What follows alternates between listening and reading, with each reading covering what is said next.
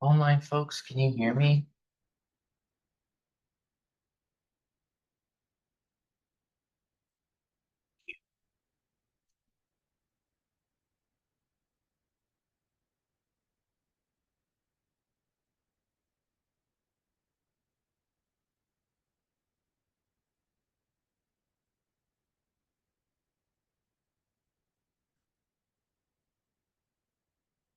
Mhm.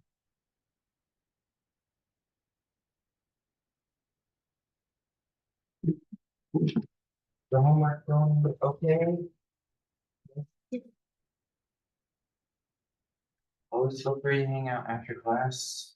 If you have any questions, comments, concerns, especially about the homework in the week, obviously don't hesitate to send me an email or something about the problem. If you email me about a problem, please just be as specific as you can. Not an email of I'm having a lot of trouble with the homework, but what problem? What problems? What section? That kind of thing. If you can, that would be helpful. Okay, so I would appreciate it. But yeah, if you have any homework, especially that Wednesday to Monday, that feels like a long time because I'm used to teaching 8 weeks. So if you get stuck on a problem, go ahead and get a hold of me through email. And then I would also suggest, really for any type of class like this, if you ever get stuck on a problem and then you need help, I would continue to try to work on the other ones, not just stop on problem 6 and then wait till you hear back. So could be a few hours before I get back to you. So if you have to skip a problem and move on, I would understand. That doesn't really apply as much to this class as it does for my other classes, since they have way more homework to do. My calculus class, they have 50 problems for the first homework set, and they have 2 homework sets a week. So it's one of those like they have no time to hesitate, and also the homework is kind of over everything. So, but always just get a hold of me. Email me the problem number, screenshot if you like. That'd be nice to see the wording. I can send you a response as quick as possible.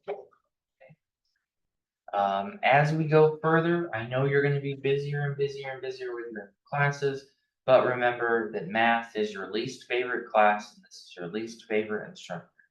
So as your other classes get more busy, don't stop coming, don't stop doing homework, that kind of thing. I know mine's the 16 week and the others are the 8 weeks, but math can eat you up pretty quickly. I mean, just look at me. I was a young man when I started.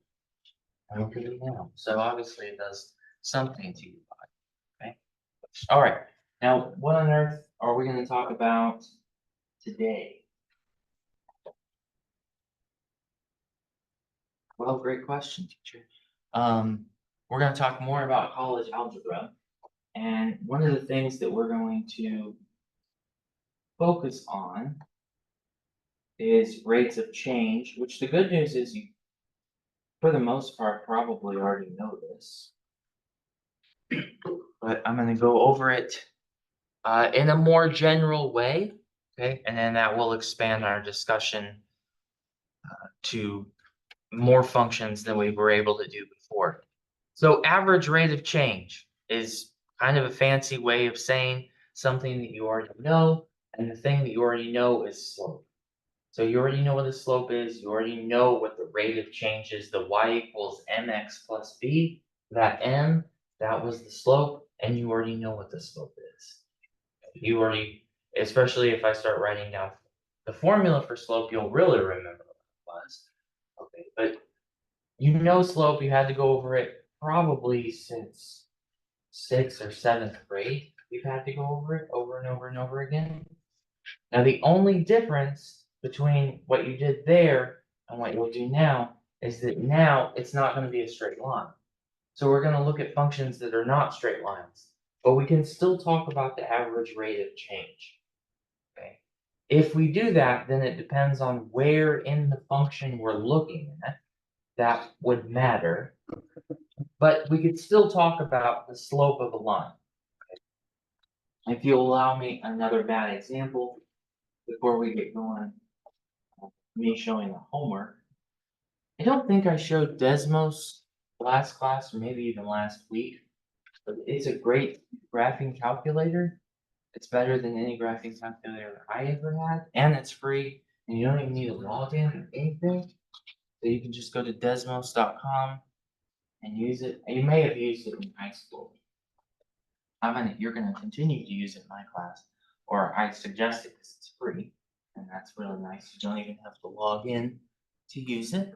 Okay, and so I just want to show you the kind of the metaphor that I'm trying to use with these functions. Okay, so y equals mx plus b. These are the things you've seen before. You've already had a teacher force you probably to fill out a bunch of worksheets in high school, this stuff. Okay, so you've seen this before, and if the slope is positive, it's climbing upwards. And if it's more and more and more positive, it gets closer and closer to the y-axis. You know that? And then the b there is just wherever it lands on the y-axis. So that's its starting point. Okay, and then the steeper that slope is, the closer it gets to the y-axis. And if it went to infinity, it would become the y-axis. If it's negative, it tilts the other way. But that's the same thing. And the steeper and steeper it gets closer and closer to the y-axis. So we've seen that before. So that's y equals mx plus b in the general. And if you make a function like that, you can make sliders, which is kind of cool, and see how the function changes. All right. So that's the review for the analogy I want to make. What we're going to learn is the average rate of change. Okay, so let me come up with a function where this wouldn't make any sense at all, but we can still talk about it. So what if we have f of x equals the sine of x, which we don't know anything of. I'm assuming we don't know anything about the sine function of x, and that's good. I wanted to take a function we don't know. Okay. So this one goes up and down, up and down, up and down, up and down. And that's fine. My silly analogy is, if I zoomed in, that's basically a straight line. So if I just considered it from here to here, it's a straight line. So it just depends on if I set up some boundaries, then I could go right back to middle school algebra and just talk about y equals mx plus b. But I have to clearly set up where I'm talking about. That has to be set up. And then from there, I can talk about what is the slope of this line. But I had to zoom in. So it's not for the whole function, it's just for a particular region. I'm assuming that you guys are not math majors, which is fine. I'm going to assume you're probably using this for studying something else. Something like medical, or something with business, something like that. Is that a fair assumption? I can say in business, unfortunately, businesses go up and down, up and down, up and down, and eventually collapse, and then someone starts a new business, right? Okay, so that's how the function goes. It's going up. Oh, it's a great day forever, and then it's not, and then those people are out of luck, and a new business goes. But if you go with that function, that up and down, up and down, up and down, you can learn a lot, and you can apply all the things that you already learned in high school towards that if you set up a boundary. So you say, well, these are how the profits are doing now, boss, right? And then you can just apply all of that middle school math that you knew before. So where would this not apply? I can't talk about the slope for the function because the rate of change for this function is all over the place. Over here, it's negative. This was the downturn, okay? But then we got it to 0. This would be slope of 0. And that would be slope of 0. But this is the part you'd want to show your boss. Okay. If you're in the medical field, maybe you'd want to show your boss this part. Be like, look, all of our infections are going down. Okay, that's great. And that coincidentally is when you hired me. So that's great. Okay. So it depends on what field you're in. But once you set up from here to here, when I started to this meeting, this is the change. Then you can apply all of that y equals mx plus b. And lines are super easy to understand, explain, and study. So that's nice. But it doesn't work for the whole function. It only works for a certain region. And that's the further you go into this stuff, the more detailed you have to be about where you are. So that's the idea of what we're doing. And then one more silly thing I want to talk about before we just get into the homework is what's the high point and the low point of the function. Okay. So if I zoom out, I'm going to take away this. What is the highest point of this function? Well, there's a lot of repeats. There's a lot of repeats for these curves, but it looks like it's the top of these hills is the top of the function, and the bottom would be these valleys here. Okay. And then we're going to talk a lot about that. The highest point of a function, lowest point of a function. Okay. You can see that it's happening with different points on the x-axis, but the y is always 1. So for this particular function, this wave here, the high point is 1, and I think the low point is negative. And I'm purposely picking a function that we don't know anything about. And that was my idea, was to talk about it. So I don't want you to know about sine of x. I just wanted to pick something that's up and down and has a high point, a low point, and we can talk about the rate of change like a line from one segment to another, but it wouldn't make sense to talk about it overall because the rate of change, I guess, would be 0. I guess it would be 0. It goes from 1 to negative 1. If I average that out, I guess the average is 0. But you wouldn't want to tell your boss that. On average, we're not doing anything. We've like patients are just as well as they were when they came in.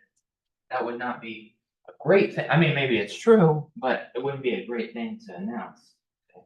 So that's the idea. So we can talk a lot about the rate of change, even though it has all these ups and downs.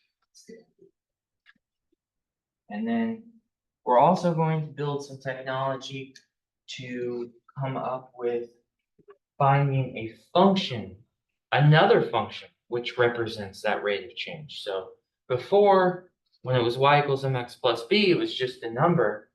But if it's something that goes up and down, you can actually make a line, possibly a line that represents that up and down, that rate of change, and so on.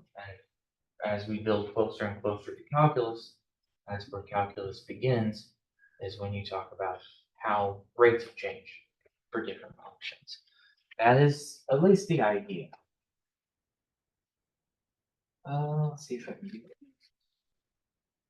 I think online folks can see my homework.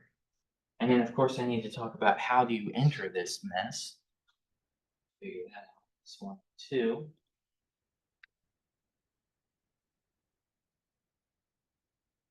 Okay, so what is my function? In this problem, they give me f of x equals 7 minus x squared.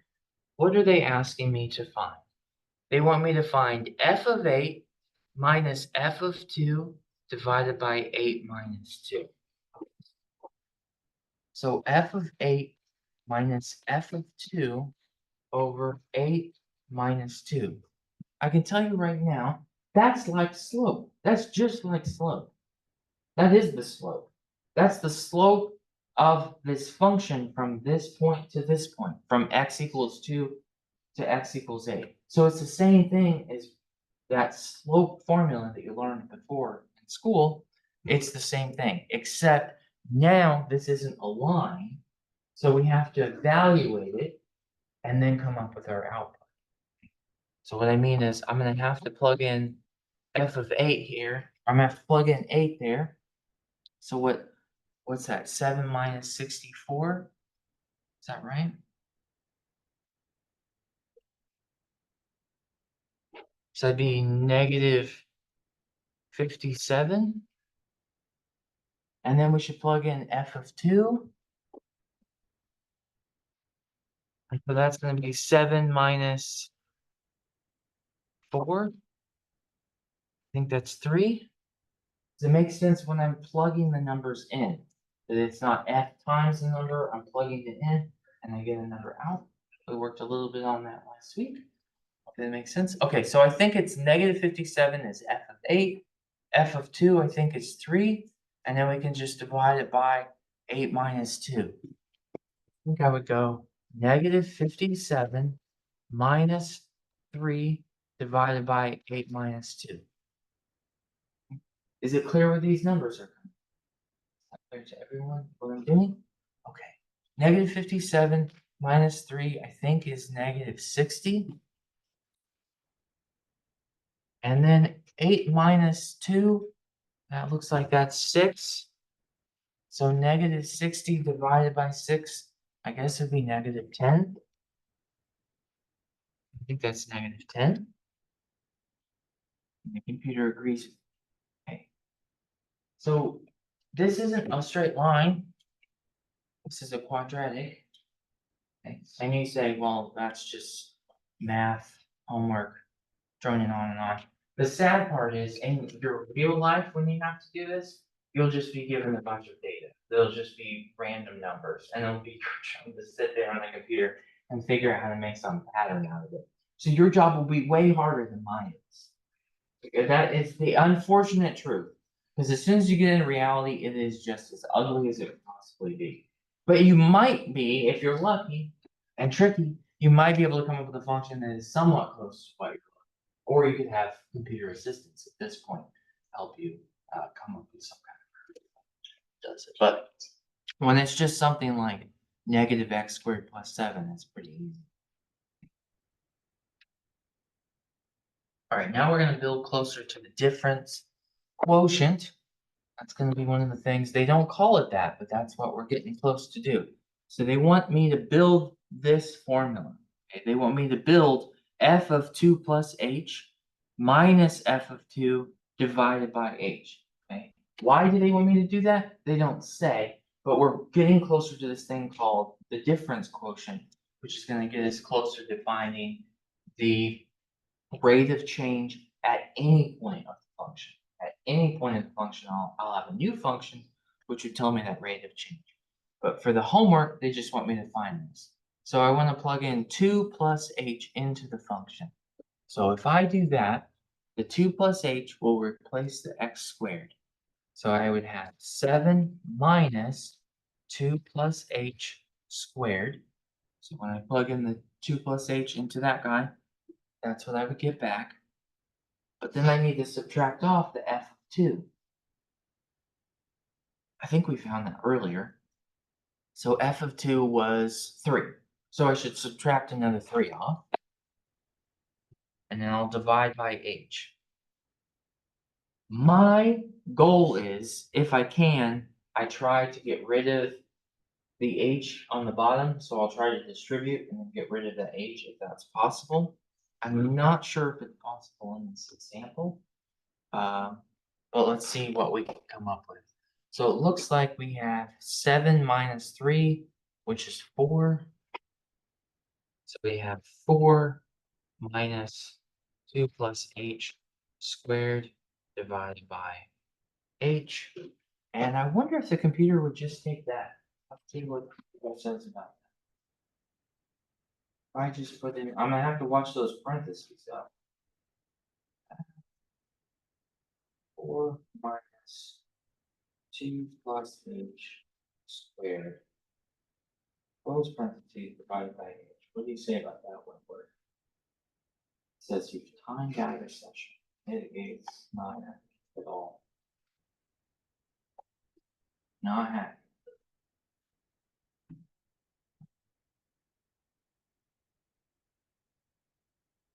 Or minus 2 plus h squared divided by h.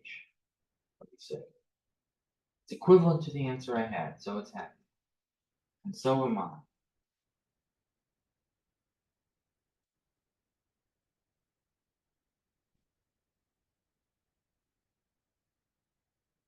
So I think for at least the first problem, that is good enough. And then what about this business? What is this? Anyone seen something like this before?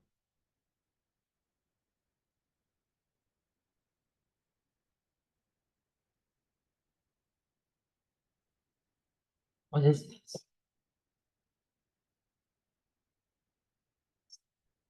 There's a good chance you've never seen it, okay? But I have to put in the mystery box of what is this? So I'll slow down and then everyone will look. So just trying to trick you into paying attention.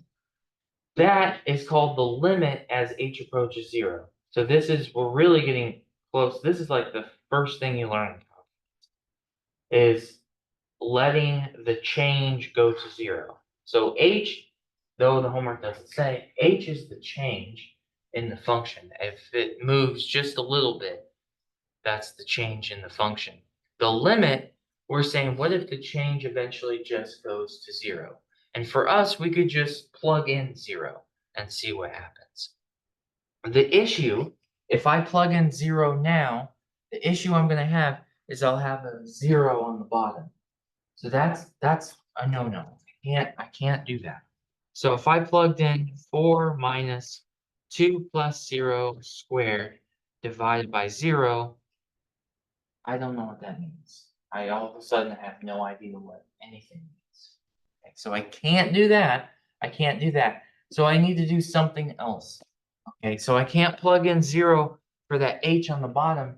I have to do something else. What's the something else I could do? What I'm going to try to do is I'm going to see if I can maybe get rid of the h on the bottom if I distribute this. So there's a possibility that I could maybe move some things around and see what happens. I don't know. We'll see what happens. So if I do that, I would have 4 minus, and then that would be 4 plus 4h plus h squared divided by h. So that's me distributing that 2 plus h squared. And then I got to worry about the negative sign there. So I have 4 minus 4 minus 4h minus h squared.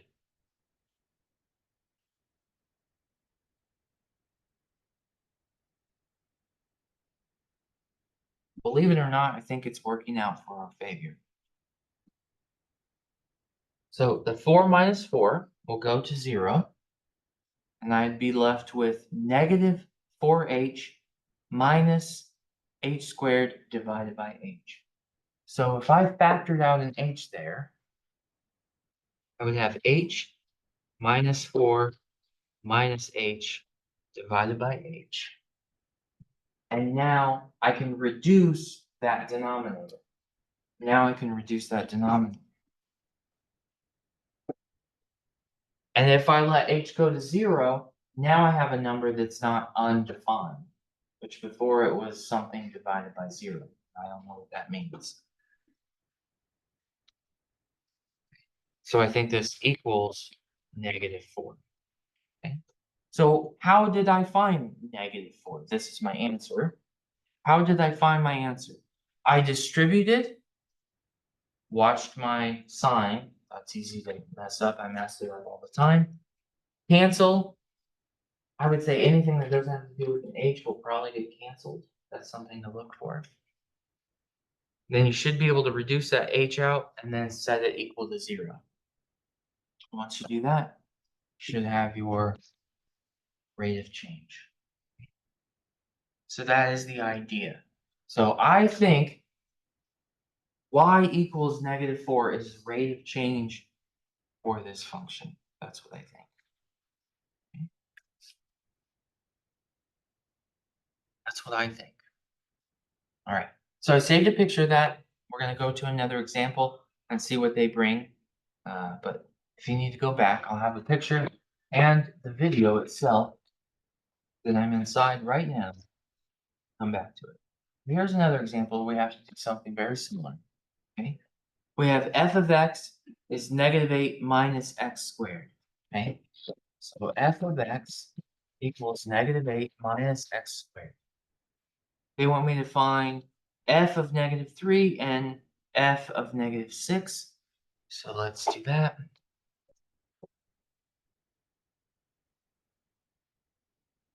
And f of -3 would be -8 minus -3 squared, I believe.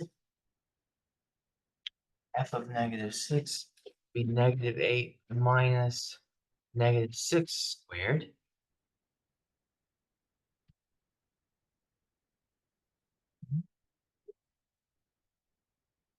So -3 squared is 9.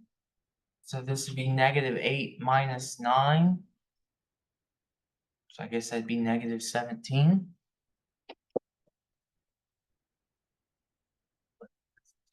Okay, this one.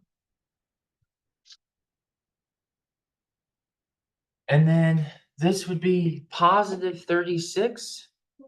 So we have -8 minus 36, -44. Okay, there's that. And then we're going to take the difference of the x points, and that will be our average rate of change from x equals -6, x equals 3. What do we get? -17 minus, I gotta watch my signs, -44 divided by -3 minus -6.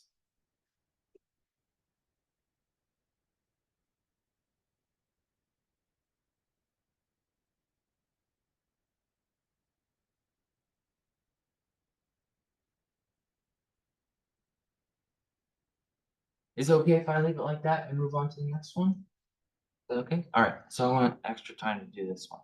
Now I have to plug in f of -6 plus h. H is going to be that infinitesimal rate of change, the infinitesimal movement, minus f of -6, which we have, I believe, and then divided by h.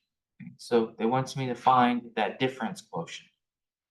I should do it maybe in the same color we did last time. All right, so what is f of -6 plus h? So f of, let's just do it. F of -6 plus 8. -8 minus -6 plus h squared. So I'm just plugging that in to the original function. -6 plus h goes in for what x was before. So that should do. And then we want to subtract off f of -6, which I think we have from before was -44, and I have to watch my signs because I could easily mess that up, as I often do. I get going too fast and then I mess it up. Okay, so that's the numerator there. I think that's f of -6 plus h. I put -6 plus h where x was before. Okay, and then that would be over h. Okay.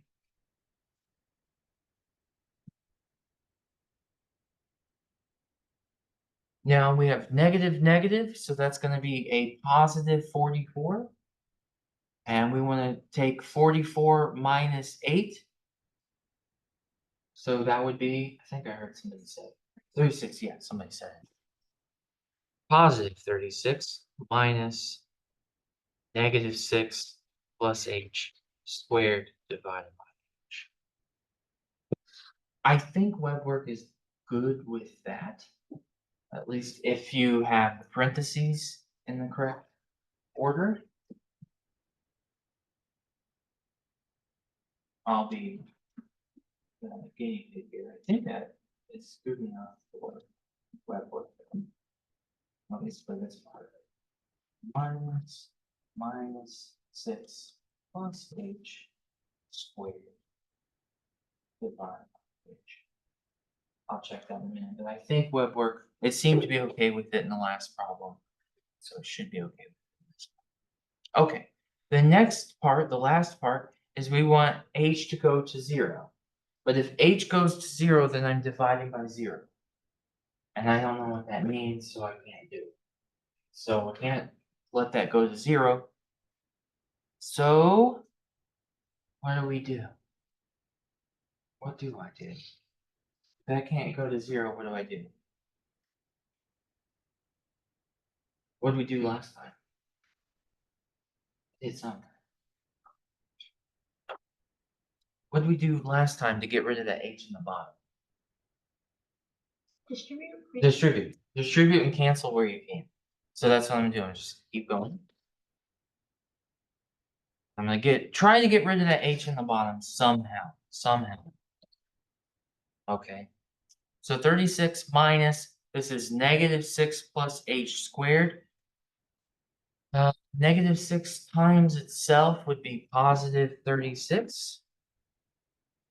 Negative 6 times h times 2 would be negative 12h. And then h times itself would be h squared.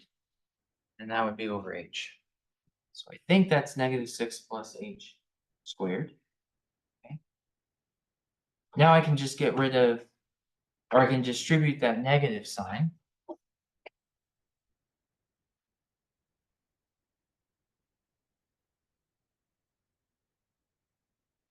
And my hope is anything that doesn't have to do with h will just reduce. If I did it right, it should. So the 36's go away. And then I just have 12h minus h squared divided by h.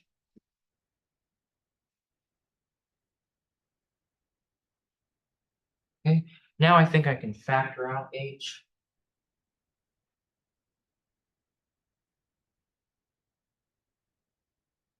Then I can just simply reduce.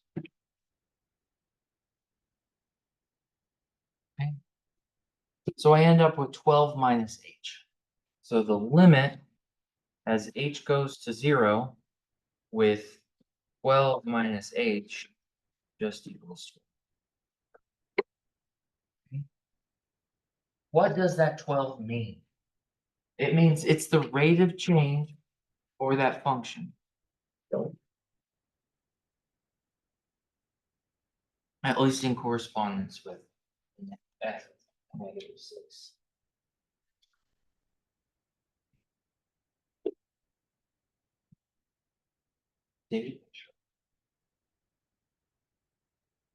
My biggest fear in talking about this is that it doesn't make sense when I plug in numbers and I'm evaluating.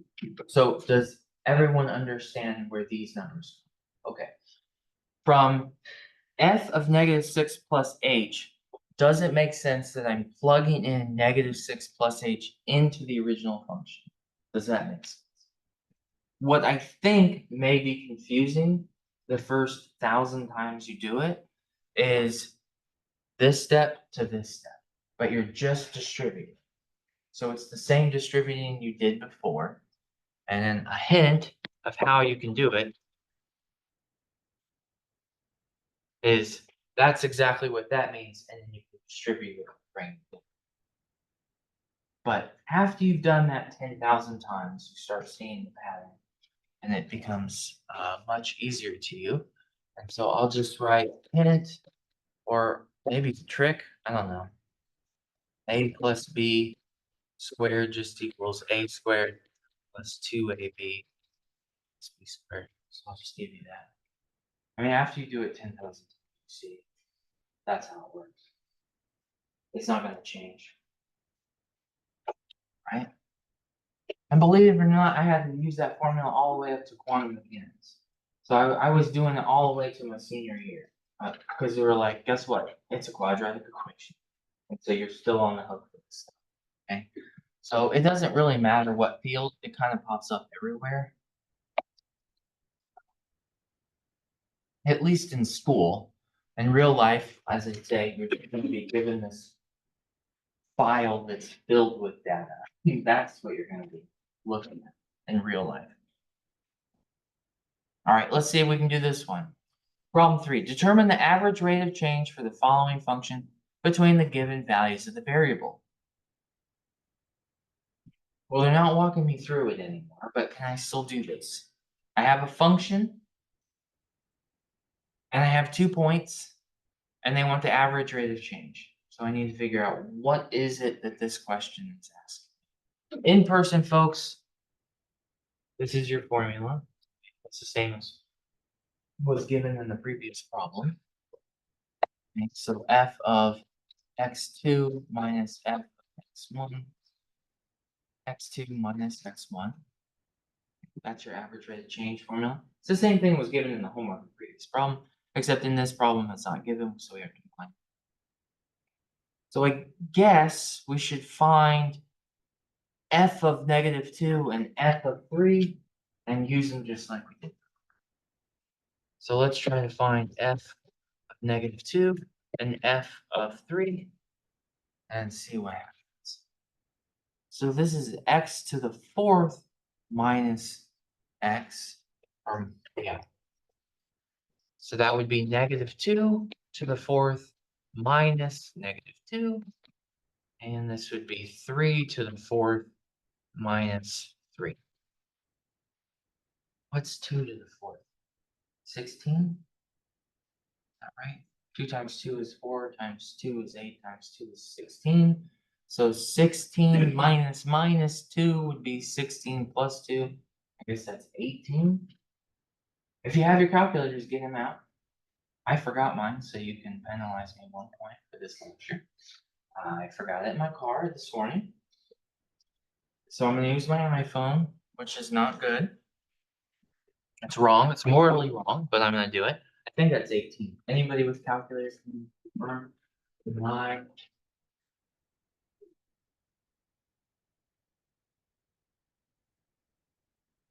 And what about this one? 3 to the 4th. That'd be 3 times 3 is 9 times 27 times 81? Yeah. 81 minus 3 be 78. And I shouldn't write it like this, but I need the extra room. I had a math professor would just mark your whole problem wrong if you wrote equals equals. So please don't tell him I did this. Don't tell him he'll mark everything I did wrong, but I need the space.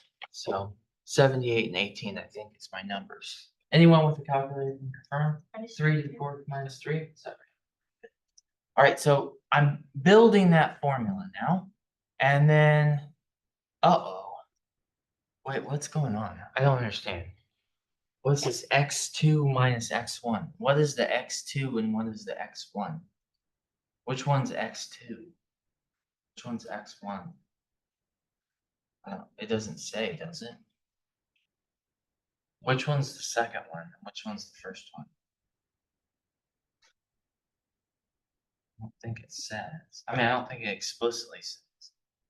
I guess 3 is the second one? What do you think? It's the second one listed. So I'm going to try this as the second one. Okay.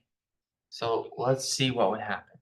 So that would be 78 minus 18, 3 minus -2. Watch that negatives. Okay, the formula has a negative sign and it's -2. So we have to watch for that. All right, what did we get for that? 78 minus 18 is 60. And then 3 minus -2, I guess, would be 5. And so that's 12. Okay, that was the correct answer, so we're doing good. But what if you were in the exam or something and you picked the other way? Would you be marked wrong if you picked that x of -2 was the second point? Would you be marked wrong? Is that wrong? I claim that we should still get the same answer. I think we would still get the same answer. So if we were consistent with ourselves and we picked 18 minus 78, -2 minus 3, I think you still get positive 12. Yeah. So I made a big fuss about nothing, but you have to be consistent with yourself. You don't have to be consistent with me, just yourself. Okay, so if you pick that one to be the second point, then it is. And the average rate of change is true. But watch those signs. It's because you'll have a negative on the on the top and a negative on the bottom, and I'll make it positive. So that's something you have to watch out for. And it's just as easy for me to mess up as it is for you. So parentheses kind of help.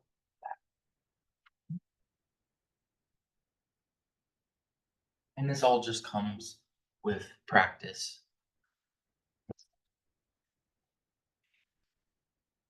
Oh, word problem? Wait, you guys like word problems, right? They're your favorite? No, everyone hates word problems. And the problem with word problems is the 90% of the problem is, okay, what am I even supposed to do? What am I even supposed to do with this problem? In math class, you can at least say, well, I'm learning lines again, or it's probably a line, so that's a hint. Okay, that's a good hint. Later on, when everything's all mixed up, then you have to decide, okay, is this a line or is this some kind of other function? But you have at least a clue that this has something to do with functions. You do that. And then when you're in your real world and you just get data, then you have to go, okay, there's got to be some kind of change here. If I can find the change, then maybe I can find the function. So it's all within context. Well, let's see if we can solve the problem, which is going to feel very old-fashioned to you. In 2005, you have 35 CDs in your collection. In 2008, you have 120. In 2012, you have 35. What is the average rate of change in the size of your collection between 2005 and 2008, 2008, 2012, 2005, and 2012? Okay. Does anyone have a CD collection here? Couple CDs? Okay. They've gone. In 2005, I probably had over 400 CDs, I would imagine. And now I have like a small shelf of the ones that were keepers. But I digress. 2005. Okay, so they're giving us points. 2008, 2012. So we went from 35 to 120 back down to 35. So the collection was going up and then it went down, probably because of smartphones. That would be my guess. We got rid of some.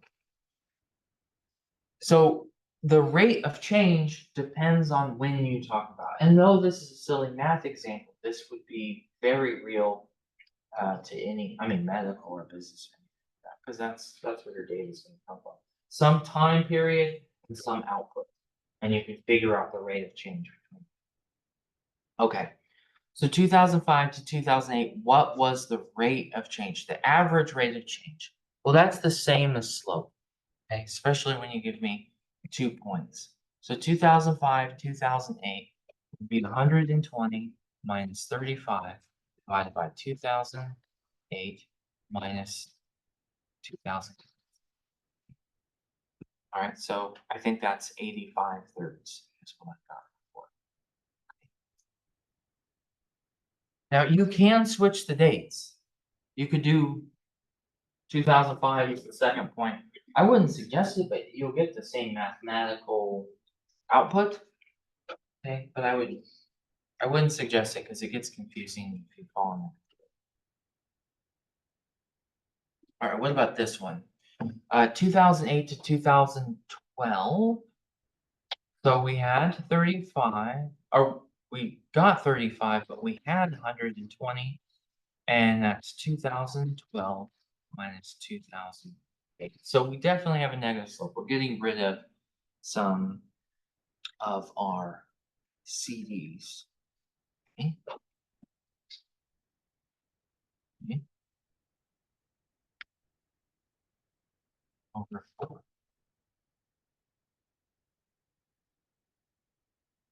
So those are my rate of change. Now, what is my rate of change from 2005 to 2012? 2005 to 2012. Okay. Well, that's 35 minus 35, 2012, 2005 equals 0. So the average rate of change on those points is 0. There's no change. So we're back where we started. So the average rate of change is 0. Which was true with that curvy function I showed before, the up and down. That was also true. That's the And I think if you know what to do, the question is really easy. Probably easier than the first one. But it's all about when you're looking at a word problem, what are you supposed to do next? And you almost never know because every word problem is different. But you can, if you read it, if you break it down through context, you can at least get a hint to yourself what might be going on.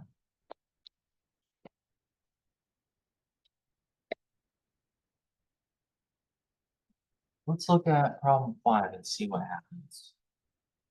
The table below gives the population in a small coastal community from the period of 1990 to 1999. Figures shown are from January 1st in each year. So I'm given the year and the population. And when I keep saying, oh, when you're out in the job, if you're doing the mathy kind of thing, you'll just be given data. And this would be kind of an easier version of what I'm talking. It's just time, output. So here's the time, here's the population. You figure out what's going on. So that's what we're practicing is understanding what would be going on. What is the average rate of change from 1991 to 1994? Okay. So 91 to 94, I'm looking at these. Okay. 15, 36, 835, 1994, 1991. Okay.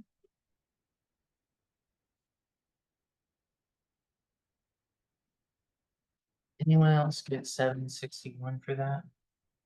And then that's 3 years. So I'll just leave it as that fraction. What is the average rate of change for the population between 95 and 97? Switch colors. 95, 97. So that's 824, 1863 divided by 97, 85. That's just 2 years.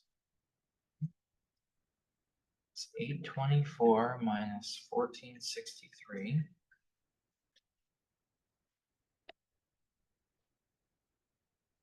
If you divide by 2.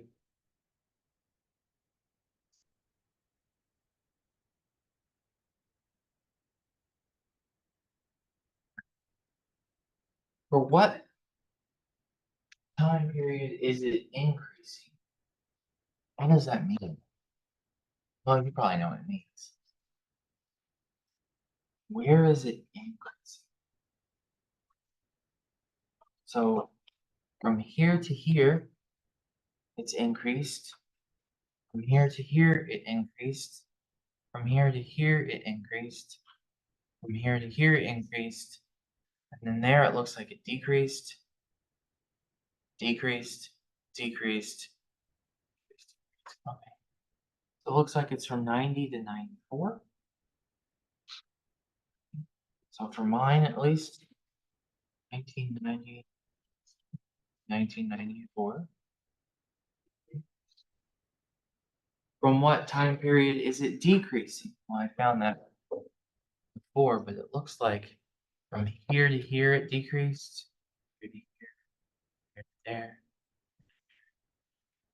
It looks like from 94 to 99.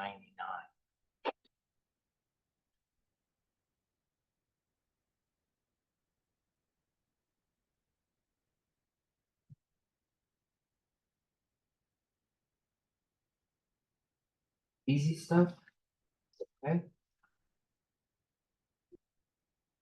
Questions, comments, concerns, complaints, criticisms about this problem?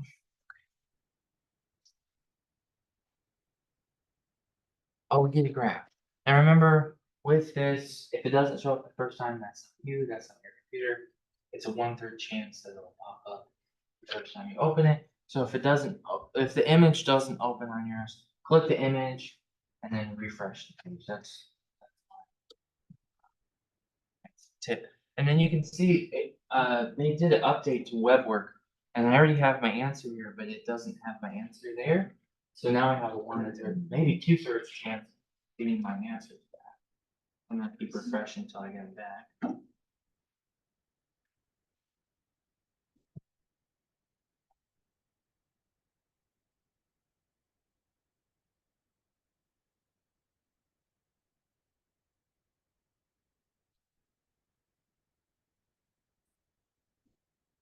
Okay. So once the average rate of change, I'm gonna guess probably from the red ones there, from the line that's cutting through there, I want the slope of that red line. If you took trig or something like that, that might have been called the secant line, something that cuts through, but we don't have to worry about that today. We just want to know what is the average rate of change between those 2 points. How do you find those points? Like, what is this point? What is the point in this class? What is the point of it? Okay, what is this point? What is this?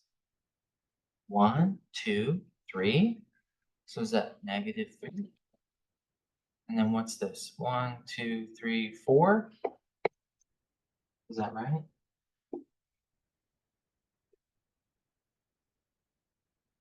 Did I identify the first point right? I'm just trying to get you guys to look up from your laptops.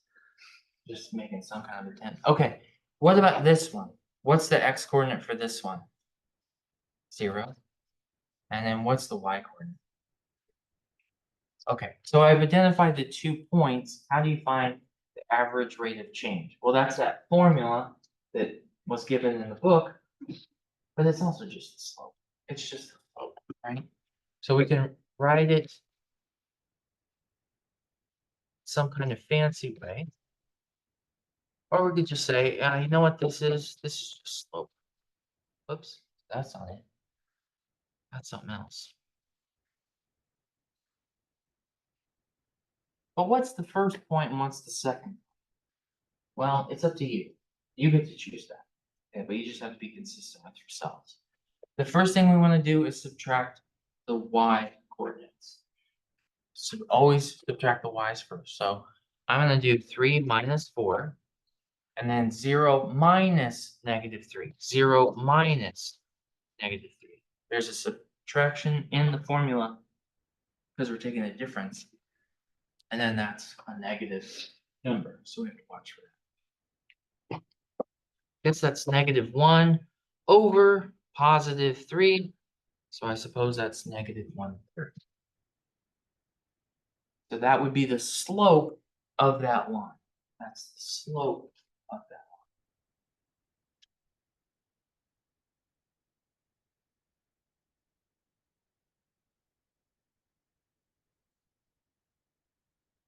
And you noted when I said secant line, so you must have seen that before. So if you go on to trig, you'll do this again, but you'll learn about these curves. And then how that would relate to your angles as well. But thankfully, we don't have to do too much trig, just focusing on algebra. Whoops, that's definitely the wrong button. Where's my homework?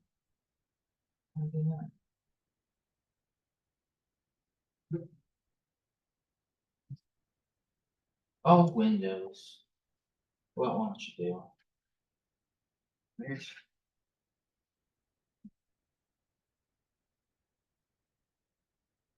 no problem.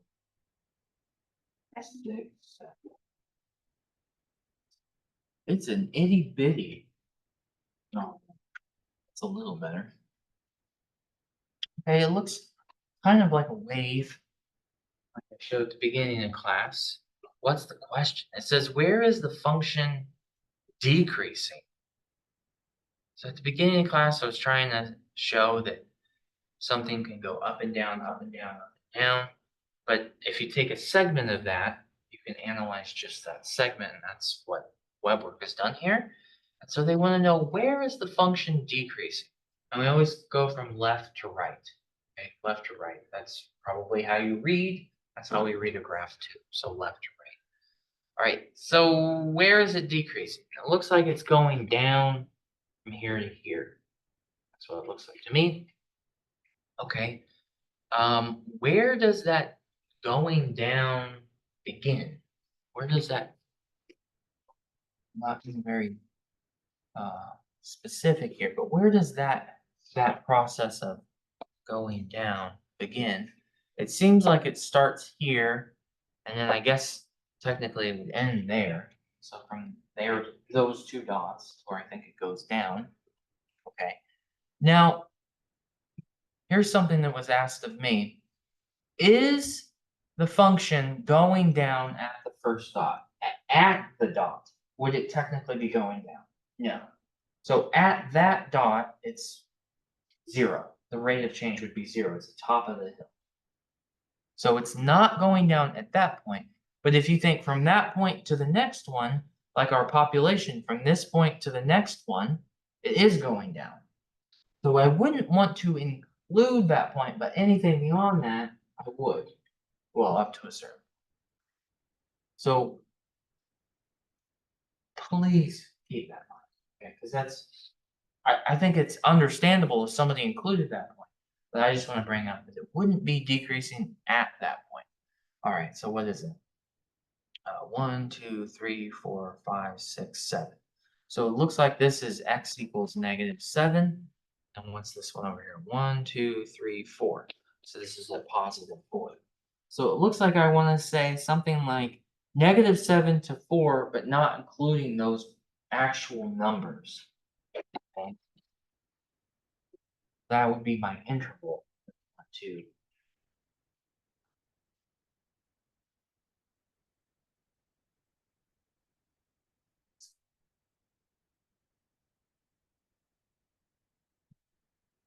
So I think it would make sense if somebody in the class would have accidentally put a bracket there. It makes sense why you would say that. It's from -7 to 4, but we don't want to include it because it's not technically decreasing at the start, only from there.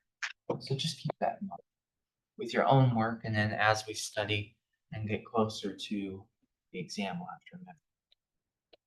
Let's see what 8 brings. Refresh the page. Okay, what are we looking for? We want to know increasing and decreasing. Okay, increasing and decreasing. So let's see what we can find. Now, where is this increasing? It seems like it's increasing there, right? I mean, that seems to be going up from left to right. That's how we read the graph. From left to right, it's going up. And then it also looks like it's going up, going over here. Okay? So that's what I think is going on there. Now, where does that start? That starts at x equals -8. I think I'm reading that right. And then where does that increasing end for this? Somewhere here. 1, 2, 3. Let's just call it 3. So it looks like it's from -8 to +3 is the increasing part. So let me write that down. -8, +3, so I remember. There's another piece that's going up. So this looks like it's positive. It's 2 before the last. So that looks like it's +8. I think this is x equals 8. And then where does that end? Where does the going up end? It's not listed in the graph. So since it's not listed and there's no dot at the end, which could happen, there could be a function where it just ends right there. They would have to put a dot or some kind of stopping point for me. But the way they have it there, I'm going to have to assume that just keeps going. So I'm going to say that that is from 8 to infinity. Okay, I have no reason to believe that it stops from the graph. Okay, so I have two intervals on which this is happening. And then the next thing I need to ask is, how do you put those intervals together? Like, how do I say this interval and that interval, or this interval or this interval, or the intervals which it increases? For that, I'm going to put a capital U. So that's what I think. That's increasing. Okay. What about decreasing? Kind of the same, but going the other way. From left to right. Okay, so decreasing seems to be happening this way. Where did that decreasing start? I don't know. It's not given to me. So I'm going to have to say it's from negative infinity up to here. Okay, well, where's here? Looks like it's 1, 2, 3.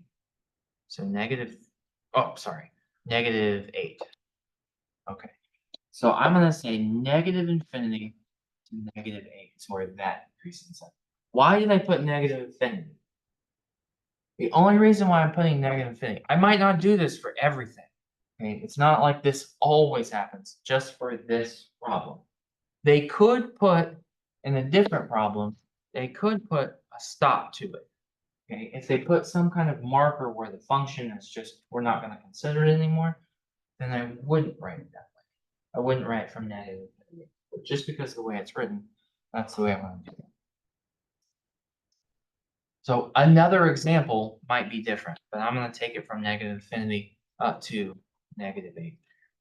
This is negative 8. Now, where else is it decreasing? It looks like it's decreasing 1, 2, 3. And then here it looks like it's 8. So positive 3 to positive 8.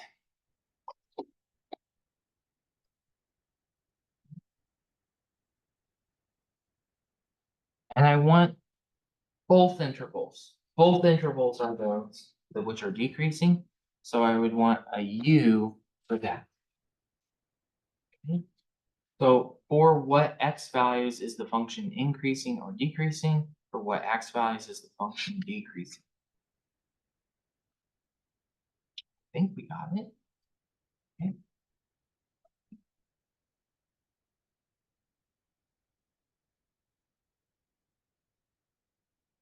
Well, it's going to be happy with me adjusting it because it gets kind of weird about parentheses with update.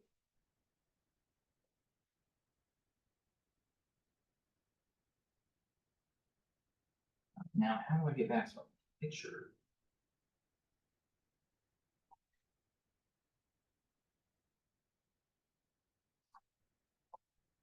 Is it clear? Increasing, decreasing, decreasing, increasing. It seemed that even the computer was confused because it had brackets before I fixed it. But you know, WebWork is confused, but you know that it's not actually at that number, but just on that number. It's where it would be decreasing. And certainly my calculus professors knew that because they marked me wrong a few times. So I remember that too. Okay. Let's see where we are on time. You guys got 15 till 45, is that right? How many problems I have? I want to show as many different types of problems. I'll come back to 8 if I got time. Okay. I want to show it was pretty much the same problem, different numbers. So I'm going to show what is this like? And this makes my heart jump because this has corners here. And if you want to do calculus on those corners, it can be really bad. But what does it want? It wants the domain, the range, increasing, decreasing, when is it constant, the local max and min. I wonder if I'll click this, I could see at the same time. That would be nice. Okay, what was domain that was last week. So this is input. You won't be able to see that so well in person, but I'll post the pictures after the class. So that's the input. So what are the valid inputs for the function? Well, it seems like from here to here are the valid inputs. Here it has like a little hole at that point and a hole at that point. So I'm assuming it's not actually at those holes, but anything in between them. Okay. I'm gonna post you don't have to take pictures of them. I'll post these pictures. I have a screenshot. I'll post them later. Unless you're taking pictures of me to post on Snapchat and be like, look how cool this guy is. I mean, this guy's cool. But I'll post the screenshots later. Anyway, so that's -8 and that's +8, but I don't want to actually include those. Okay, actually, it says that's 9. So 9 and 9, but not there because there's a hole. So -9 to 9, but I'm going to put parentheses, not because those are not filled in. Now, what is the range? The range is the output. Okay, that's the output.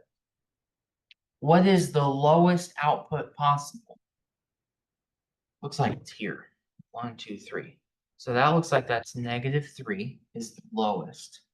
What is the highest output? Looks like that's right here. So that would be 5. Okay, so the lowest looks like it's -3, and the highest is +5. These types of graphs always remind me of um, music and engineering and that kind of thing. So if you were studying the mixing board, that kind of thing, you want to see what is the highest output of this instrument, highest output of that instrument. That's why when you go to concerts, they're always like, okay, left tom, boom, boom, boom, right? Because they want to see those levels and then they want to bring it down. So it's that particular microphone that isn't clipping. Same thing here. What's the maximum? I'll bring it down so that particular instrument doesn't clip during the performance, that kind of so that reminds me. You would do that in a recording studio too. So it reminds me of that. Some guitar pedal or anything like that. Maybe you want it to click. Maybe you want it distorted. Well, then you would adjust it differently. But checking those levels, that's what it reminds me of. But I'm sure there's much more, much more examples that could be. Okay, let's do the increasing, decreasing. So intervals of which it is increasing, seems like it's increasing that way. It's increasing that way. Okay. That's what it seems like. Okay. So where is that? That would be -9 to, I guess that's -4. That's 5. And then where else is it increasing? 0 to 3. So from -9 to -4, and then 0 to 4, 0 to 3. And then here the computer has a comma there. So I want to check, see if it's okay with the union. I need to check that for you guys. 0, +3. So when I click out of this, I'll check and see if it's okay. Otherwise, I'll need to make a note. Where is the function decreasing? Okay. Where's it going down? We read the graph going from left to right. So where is it going down from left to right? Looks like it's going down here. And it's going down here. Where does that going down start? Looks like that's -4 to 0. And then 1, 2, 3. That's 5. So it looks like it's from -4 to 0 and 3 to 5.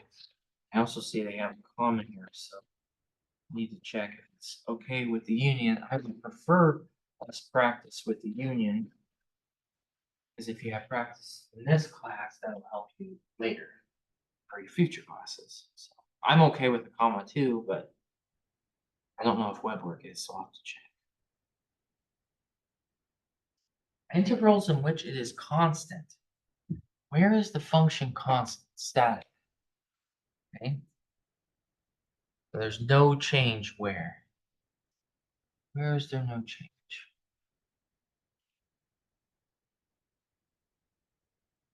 Seems like there's no change right there. and that would be from 5 to 9. Seems like that is no change, and it wouldn't actually be at x equals 5, it would be some interval, so we have to watch out for that. 5 to 9.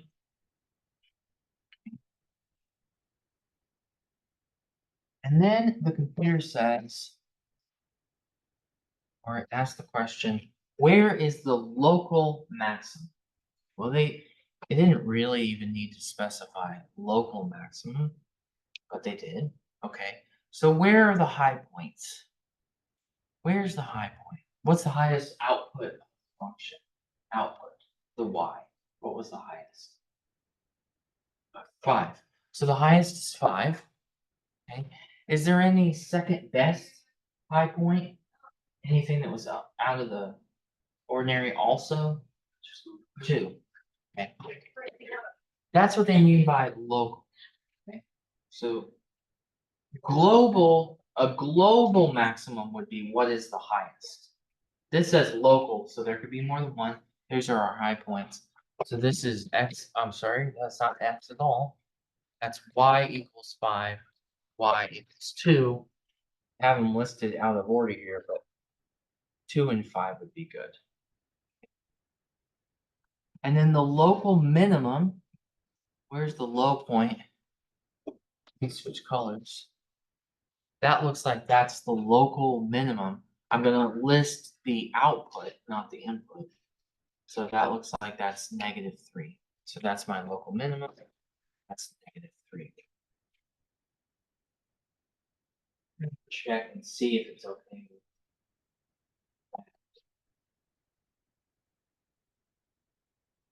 Union, I hope it is. That would be the better way to write it. I'm going to write 2 on 5 together. Okay? Ooh, it says incorrect. That's not a good computer. All right. I'm going to send you with a homework warning. It doesn't understand the truth.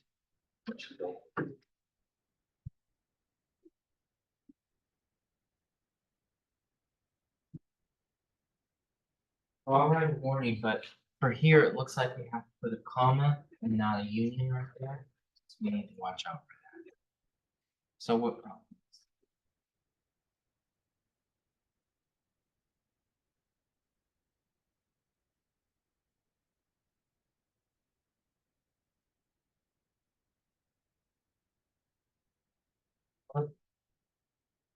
But you can find the zippers. Everybody's ready to go. So let's look at the last. So we have this function is discontinuous.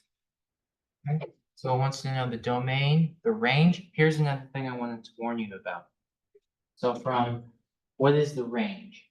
So the range goes from, looks like -10 is the lowest point, and then -1, and then over here it's a constant 1. So how do you add just that 1 point in set? Okay, I'm talking about the range. So from -10 to -1, and then also 1. How do you type that in? You're going to do that with braces. So this is how we would do it. Right there, we're going to see I have braces 1.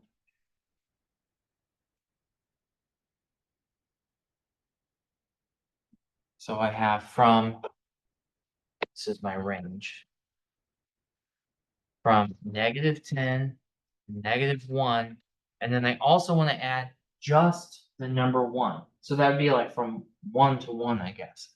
But that doesn't make sense. We can't write it that way. So I have to write it with braces, which is on your keyboard and on your iPhone as well, or phone. That symbol's there. You can find it. It is it's right where the brackets are, but you have to hit the shift. Okay, so that's there, and it might also give you that piece of information. There, so you have to type it in, but you can type it in with tablet or a phone. You just have to find the symbol. But that's different than what we did before. So I wanted to warn you about that. So that's just adding that one number. How do you do that? You do it with braces. Just that one number 1. That's what we do.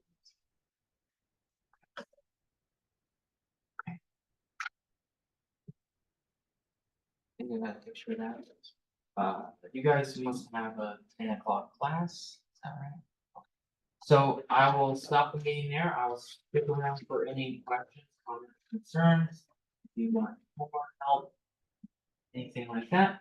But other than that, I'll see you in the afternoon.